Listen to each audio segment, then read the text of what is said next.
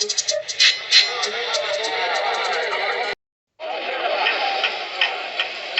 Topham Hatt sat in his office listening to the noise outside. The passengers were angry. The station master came in. "There's trouble in the shed, sir. Henry is sulking. There's no train, and the passengers are saying this is a bad railway." "Indeed," said Sir Topham Hatt. "We cannot allow that." He found Gordon, James, and Henry looking very cross. "Come along, Henry. It's time your train was ready." "Henry's not going," said Gordon. "We won't shunt like little tank engines. That was Thomas's job. We're important tender engines. You fetch our coaches and we will pull them. Tender engines don't shunt." "We'll see about that," said Sir Topham Hatt. "No engine on my railway is too important for small jobs." And he hurried away to find Edward. The yard has never been the same since Thomas left to run his branch line, he thought sadly. Edward was shunting. "Leave those freight cars, please, Edward," said Sir Topham Hatt. "I want you to push coaches for me in the yard."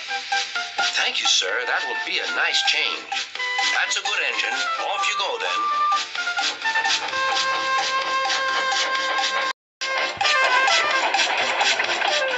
So Edward found coaches for the three engines, and that day the trains ran as usual.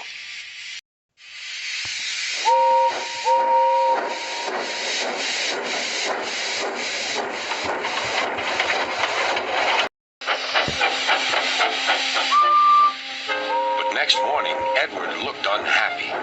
Gordon came clanking past, hissing rudely. "Bless me," said Sir Topham Hatt. "What a noise!" "They all hiss me, sir," answered Edward. "They say tender engines don't shunt, and last night they said I have gray wheels. I haven't, have I, sir?" "No, Edward, you have nice blue ones, and I'm proud of you. Tender engines do shunt, but all the same, we do need another tank engine here."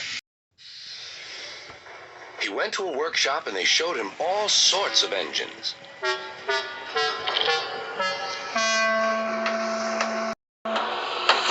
At last he saw a smart little green engine with 4 wheels. "That's the one," he thought. "If I choose you, will you work hard?" "Oh, sir. Yes, sir." "That's a good engine. I'll call you Percy." "Yes, sir. Thank you, sir." And Sir Topham Hatt brought Percy back to the yard. "Edward," he called, "here's Percy. Will you show him everything?"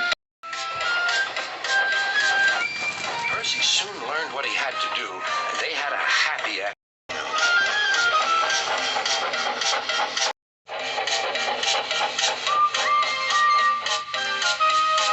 Then Henry came by, hissing as usual. Whee! Went Percy.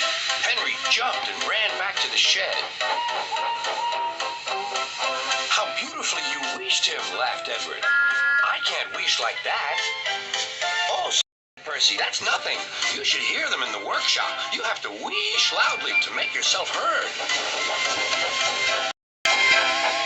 Next morning, Thomas arrived. "Sir Topham Hatt sent for me. I expect he wants help," he said to Edward. "Shh, shh, here he comes," replied Edward. "Well done, Thomas. You've been quick. Listen, Henry, Gordon, and James are sulking. They say they won't shunt like little tank engines. So I have shut them up, and I want you both to run the line for a while." "Little tank engines indeed," snorted Thomas. "We'll show them." "And Percy will help too." "Oh, sir. Yes, sir. Please, sir," answered Percy. Edward and Thomas worked the main line, greeting each other as they passed by. Percy puffed along the branch line. Thomas was anxious about Annie and Clarabelle, but both driver and conductor promised to take care of them.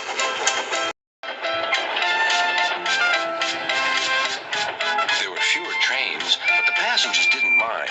They knew the 3 other engines were having a lesson. Gordon, James, and Henry were cold, lonely, and miserable. They wished now they hadn't been so silly.